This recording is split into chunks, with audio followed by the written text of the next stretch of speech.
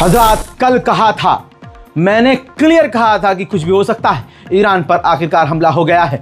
Israel ने Iran पर फज्र के वक्त, समझ लीजिए कि जब पूरा ईरान सो रहा था, उस वक्त ईरान पर इजराइल ने हवाई हमला कर दिया है।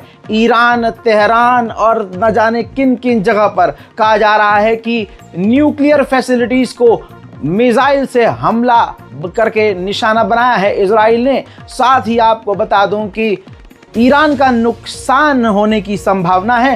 साथ में बड़ी खबर, अभी तस्वीर ये आप देख रहे हैं, ये देखिए किस तरह से बिल्डिंग्स तबाह हुई हैं, किस तरह से ईरान के जो बड़े बड़े मकानात हैं पूरी तरह से ढह चुके हैं। आपको बताना चाहूँगा कि सबसे बड़ी बात यह है, IRGC के कमांडर जनरल सलामी को भी निशाना बनाया गया है, न्यूक्लियर वैज्ञानिक को भी निशाना बनाया गया है। इजरायली मीडिया तो ये दावा कर रहा है कि उसका हमला कामयाब रहा है और उसने जिन जिन टॉप लीडरों को निशाना बनाया था वो अब इस दुनिया में नहीं है। दोस्तों, इसके अलावा डराने वाली बात यह है कि ईरान के जो राष्ट्रपति हैं, पेज़ेश्कियान, कहा जा रहा है कि उनके अपार्टमेंट पर भी इजराइल ने हमला किया है।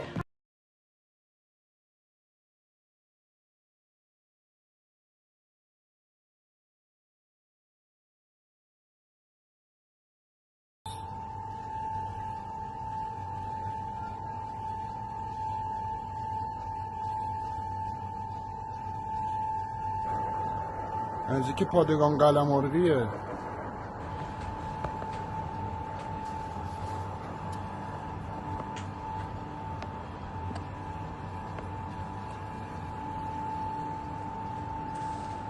نه اینجا پشت پادگان قلمرویه اینجا.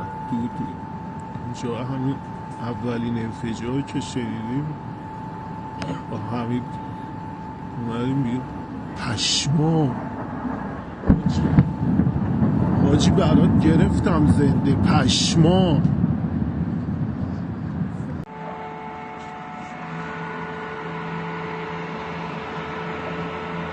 امید نیاوران الان صدای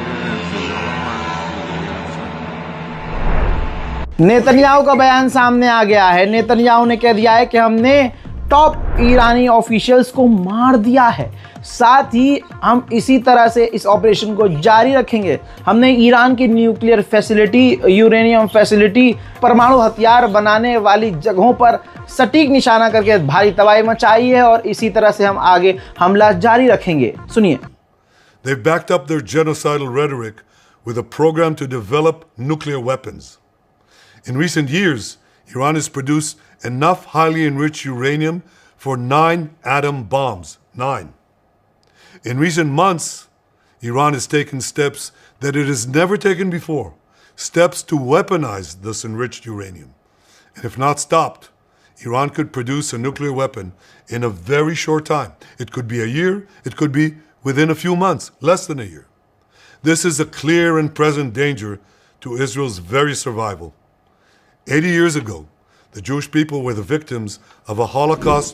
खुद नेतन्याहू ने कंफर्म किया है कि हमने IRGC और न्यूक्लियर वैज्ञानिकों को ईरान में निशाना बनाया है। नेतन्याहू ने कहा कि ईरान के पास इतना यूरेनियम मौजूद है कि वो 15 परमाणु बम बना सकता है। इस वजह से हमने ईरान पर हमला किया है। ईरान के नेतन्ज, खुर्रमाबाद और हमदान, इन 3 से 4 जगहों पर कई बार बड़े धमाके की आवाज़ आई है।